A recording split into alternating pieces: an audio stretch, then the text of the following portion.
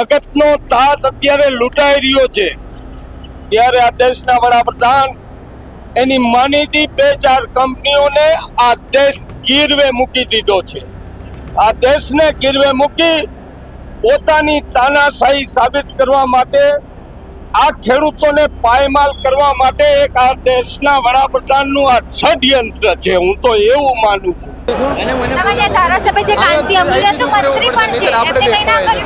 એમને કાંઈ ના કર્યું, બસ એ આવ્યા જ નથી ક્યાંય, કોઈ પણ જગ્યાએ એ લોકોએ કાંઈ ખેડૂતો માટે આવ્યા નથી। કોઈ આગળ નેતા, ભાજપ સરકારના કોઈ પણ નેતા હજી સુધી આગળ આવ્યા નથી।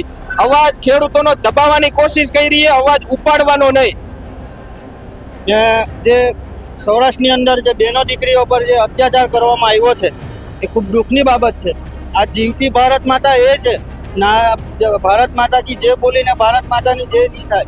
ભારત દેશની અંદર દરેક સ્ત્રીને મહત્વ, અલગ મહત્વ આપવામાં આવે છે ને જીવતી ભારત માતાઓને આ જ ભારત દેશની અંદર આ સરકારો પોલીસનો દુરુપયોગ કરીને મારે છે, એ વાતનું ઘણું દુઃખ છે। પોલીસ મારે છે, હર્ષ સંઘવી નહીં દેખાતું હોય આ બધું। હવે એ 8 પાસને સમજ પડતી હોત તો આ બધા લોકો આવતા જ નહીં ને। તો ખેડૂતોની જે વાસ્તવિક સ્થિતિ છે આ કંપનીઓએ જે રીતે કરી છે, અને અમે તો આક્ષેપ કરીએ છીએ કે આ સરકાર હવે ખેડૂતોની રહી નથી, માત્ર કંપનીઓની જ સરકાર છે અને કંપનીઓ માટે જ કામ કરતી હોય દેખાય છે, એની પ્રતીતિ છે। હોવ છો, આમ આદમી પાર્ટી સપોર્ટ આપવાનું કીધું તો પાલ આંબલિયાએ ના પાડી છે। એને ના જ પાડે ને, અહીંયા આવી તાકડી સારો કરાવીને અમારા ખેડૂત માર ખવડાવવા અને 6 મહિના જેલમાં રખવા એનો ધંધો જ છે। એ ભાજપની બી ટીમ છે, ભાજપની બી ટીમ છે અને એનું જે ફંડિંગ આવે છે એ પાછલે બાવણે બધી ભાજપ પૂરું પાડે છે।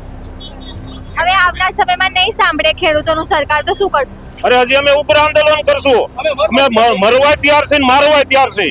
દેવ માફ કરી ખેડૂતોને ન્યાય હક અધિકાર માટે સહકાર આપ્યો, પરંતુ આજે ખેડૂતોના હિત માટે ખેડૂતોને પૂછ્યા વિના ખેડૂતોના ખેતરમાં જે એમનું નુકસાન કરી રહ્યા છે એ સરકાર હંમેશા ખેડૂતોનું ક્યારેય હિત ઈચ્છતી નથી। આ સરકાર માત્ર ને માત્ર મળતિયાઓની સરકાર છે, 4-5 ઉદ્યોગપતિની સરકાર છે। કમલ ગટ્ટાઓ ખાલી માત્ર નફો ક્યાં મળે છે એ જ રાહ જોવે છે। તો હું સરકાર